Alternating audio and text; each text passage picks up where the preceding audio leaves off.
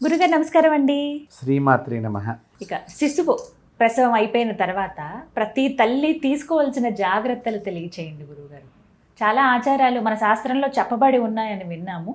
మరి అవి ఏంటి తెలియచేయండి. ఇది కూడా చక్కని నేటి సమాజానికి పూర్వం నుంచి ఆచారం పాటించే వాళ్ళకి కూడా ఒకసారి గుర్తు తెచ్చుకున్నటువంటి వాళ్ళు అవుతారు. వాళ్ళు నేటి సమాజంలో నేటి యువత వారి ఇంట్లో ఇట్లాంటివి జరిగినప్పుడు తీసుకునేటువంటి దానిగా మీరు మంచి ప్రశ్నలు మాతృమూర్తులందరికీ ఉపయోగపడే ప్రశ్నలు వేస్తున్నారు. ఇక్కడ శిశువు డెలివరీ అయిన తర్వాత అంటే మొట్టమొదటగా డెలివరీ అయిన తర్వాత తల్లిదండ్రులు తీసుకోవాల్సిన జాగ్రత్తల్లో మనము ఇప్పుడు చాలామంది ఒక తప్పు పని చేస్తున్నారమ్మా. ఆపరేషన్కి డెలివరీకి ముహూర్తాలు పెట్టించుకుంటున్నారు. ఇది చాలా తప్పు, పెట్టించుకోకూడదు. ఇది చాలా శాస్త్ర విరుద్ధం. డెలివరీకి ముహూర్తం పెట్టించుకోకూడదు. మీరు దేనికి ముహూర్తం పెట్టించుకోవాలి అంటే ఏమండి, మా శ్రీమతి గారు విశేషంలో ఉన్నారు, ఆవిడ డాక్టర్స్ ఇట్లా ఆపరేషన్ చేసి శిశువుని తీయాలి అని చెప్పారు. కాబట్టి ఆవిడ హాస్పిటల్లో జాయిన్ అయ్యి క్షేమంగా తిరిగి శిశువుతో ఇంటికి వచ్చేటువంటి విధానంగా మంచి సమయం చెప్పండి అంటే అప్పుడు ఏమైంది, తల్లి క్షేమంగా ఉంటుంది, శిశువు క్షేమంగా ఉంటారు. వీళ్ళిద్దరూ చక్కగా తండ్రికి ఆనందం కలిగిస్తారు, ఇంటికి ఆనందాన్ని కలిగిస్తారు. దానికి ముహూర్తం తప్ప పిల్లాడు పుట్టడానికి వీడు పుట్టంగానే కోటీశ్వరుడు అయిపోవాలి, పుట్టంగానే మహారాజు అయిపోవాలి, పుట్టంగానే సాఫ్ట్వేర్ అయిపోవాలి, ఇట్లా పెట్టించుకుంటున్నారు చాలామంది. వాడికి ఆ గ్రహం దూరంగా ఉండాలి, ఈ గ్రహం దూరంగా. వీళ్ళే కొంత ఈ సెర్చింగ్ ఎక్కువైపోయింది కదా. మనం చెప్పినా కూడా ఏమంటే ఆ గ్రహం అక్కడ ఉండకూడదంట కదా అని మళ్ళీ మాకు కూడా చెప్తున్నారు వీళ్ళు ఇప్పుడు. కాబట్టి దీనికి ఎప్పుడా కూడా డెలివరీకి ముహూర్తం అంటే ఈమె హాస్పిటల్లో జాయినింగ్ అవ్వడానికి మంచి సమయం. దానిలో కూడా ఏం చెప్పారు, వర్జము, దుర్ముహూర్తము, ఇవి రెండు ప్రధానమైన దోషాలు ఉండకుండా చూసుకోండి. ఒకవేళ మీరు ఎమర్జెన్సీగా జాయిన్ చేయాల్సి వచ్చింది, మీరు బాగా గుర్తుపెట్టుకోండి. ఇంటి దగ్గర నుంచి వెళ్ళేటప్పుడమ్మా ఒక్క నిమిషం దేవాలయం దగ్గరికి వెళ్ళి ఆగి ఒక్క సెకండ్ అలా కూర్చుని హాస్పిటల్కి వెళ్ళమంది శాస్త్రం. ఎందుకు, ఇంటి దగ్గర నుంచి పెడితే మీ ఇల్లు కింద ముహూర్తం కౌంట్ అవుతుంది, దేవాలయం దగ్గర నుంచి పెడితే అది ఎప్పుడు సుముహూర్తమే అవుతుంది. ఇప్పుడు డెలివరీ అయిన తర్వాత మనకి ఈ ముహూర్తం దగ్గర ఇక్కడ నేను అందుకనే చెప్పింది, ఈ నేటి యువత ఇది తెలుసుకుని ప్రవర్తిస్తారని ఈ రెండు విషయాలను వాళ్ళకి చెప్పడం. ఇక్కడ డెలివరీ అయిన తర్వాత ఈ సంతానం విషయంలో మొట్టమొదటిగా వీళ్ళందరికీ కూడా ఈ పిల్లవాడిని కానీ పిల్లని కానీ కన్న తర్వాత ఇప్పుడు రకరకాలుగా ముందరే కొనేస్తున్నారు బట్టలు, ఇవి కొనకూడదు. తర్వాత ఇప్పుడు ఇతర దేశాల్లో అయితే కనుక ఆడో మగో చెప్పేసి పరికరాలు వచ్చినాయి చెప్తున్నారు. ఇప్పుడు ఆడపిల్ల అని చెప్పి అమ్మమ్మ గారు ఇక్కడి నుంచి నాయనమ్మ గారు ఇక్కడి నుంచి ఓ నగ చేయించి పట్టుకెడుతుంది, మహాదోషం వస్తుంది. వాళ్ళకి అహంకారాన్ని మీరు ఇచ్చినటువంటి వాళ్ళు అవుతారు. వాళ్ళు పుట్టిన తర్వాత చేయించాలి తప్ప లోపల శిశువు ఏమనుకుంటుందిట, నా ఆనందాన్ని వీళ్ళే ముందర ఎంజాయ్ చేస్తున్నారు, నేను పుట్టిన తర్వాత మీరు నా మెడలో వేస్తారు కదా, ఆనందం నాకు లేకుండా ముందుగానే మీరు తెచ్చేస్తున్నారు. ఇదే భావనారణ్య భవారణ్య కుఠారిక లలితా సహస్రనామంలో యద్భావం తద్భవతి. కాబట్టి అలాంటి పనులు చేయమాకండి. ముందరగా మీరు నగలు అవి చేయించద్దు, పుట్టిన తర్వాతనే కావాలంటే చేయించండి, చక్కగా పట్టుకెళ్ళండి. ఈ డెలివరీ అయిన తర్వాత అమ్మ ఈ శిశువుని చక్కగా శ్వేత వస్త్రాలతో మంచిగా మెత్తగా మన కాటన్ దుస్తులతో కనుక వారిని కప్పినట్లయితే చాలా మంచిది. రెండవ విషయము, ఆమె గృహం లోపలికి ఎవరైతే వెడతారో, పూర్వకాలం ఎట్లా ఉండేదంటే అందరినీ ప్రవేశింపజేయించేవాళ్ళు కాదు. ఇప్పుడు అందరూ వెడుతున్నారు, అక్కడనే పళ్ళు తీసుకెడుతున్నారు, పంచుతున్నారు. వెళ్ళిన వాళ్ళు చెప్పులతో అలాగే ఆ పిల్లాడిని ఎత్తుకుంటున్నారు. అందువలన తొందరగా వైరస్ వ్యాధులు లాంటివి చిన్నపిల్లలకి సోకే అవకాశం ఎక్కువగా ఉంటుంది. దయచేసి ఈ విషయాల్లో మీరు గమనించుకోండి. ముఖ్యంగా కాళ్ళు కడుక్కోకుండా శిశువుని ఎత్తుకోకూడదు. ఇప్పుడు మీరు ఆలోచన చేయండి ఎట్లా జరుగుతున్నాయి. చెప్పులతో శిశువుని ఎత్తుకోకూడదు.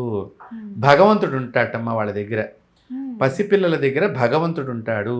కానీ మీరు ఎత్తుకున్నది భగవంతుడిని, కాబట్టి మీరు ఎంత జాగ్రత్తగా ఉండాలో అది గుర్తుపెట్టుకోవాలి.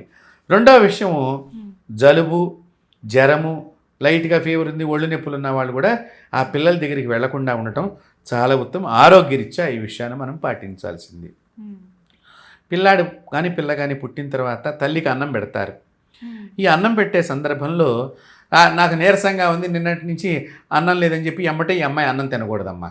అన్నం తెచ్చిస్తే ఈ అన్నంలో కంచంలోంచి ఒక ముద్ద తీసుకొని మొట్టమొదట ఈ పిల్లాడికి దిష్టి తీసేసేయాలి. శిశువుకి పిల్ల కానీ పిల్లాడి కానీ ఉంటే ఈ దిష్టి తీసి మంచం కింద ఆ ముద్ద పడేయాలి. అప్పుడు ఈ ముద్దని తినేటువంటి దేవతలు వేరే వాళ్ళు ఉంటారు. అప్పుడు పిల్లాడు చక్కగా బలంగా ఏపుగా పెరుగుతాడు. పూర్వకాలం ఇవన్నీ చేసేవారు మన పెద్దలు. దానికి కూడా ఒక కథ ఉన్నది, బాలింత కథ అని చెప్పేసి.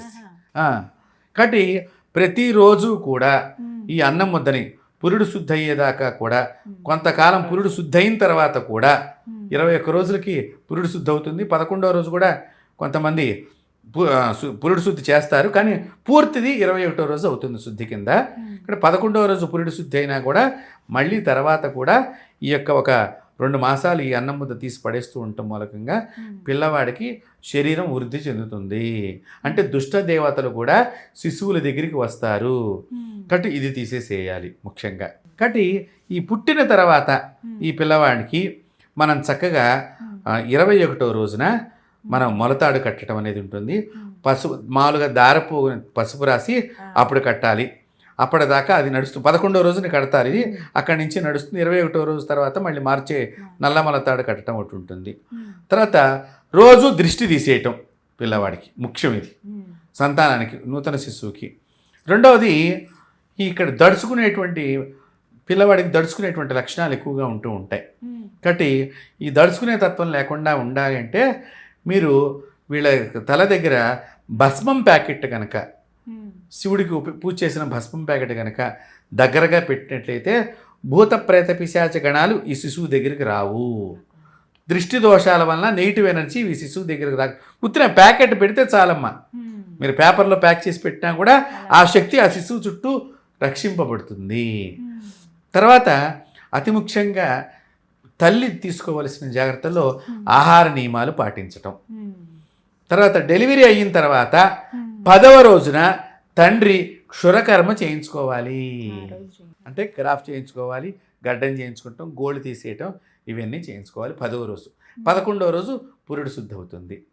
21వ రోజు నామకరణం, ఉయ్యాల్లో వేయటం, ఇవన్నీ ఉంటాయన్నమాట. కాబట్టి అప్పటి నుంచి తల్లి శిశువు ఏ విధంగా రోజు గమనించుకుంటూ తన ఆహారాన్ని తీసుకుంటూ ఉండాలి. డెలివరీ అయిన తర్వాత స్త్రీలు ముఖ్యంగా నెయ్యి, మంచి నెయ్యి కనుక మీకు లభిస్తే, ఆవు నెయ్యి, ఇది ఎంత ఎక్కువ తింటే మీకు అంత మంచిది. వెన్నుపూసకి మంచిది. మోకాళ్ళ వ్యాధులు రావు. డెలివరీ అయిన తర్వాత పళ్ళు తొందరగా ఊడిపోవు. పూర్వకాలంలో 8 వీసాల నెయ్యి తాగించేవారమ్మా డెలివరీ అయిన తర్వాత.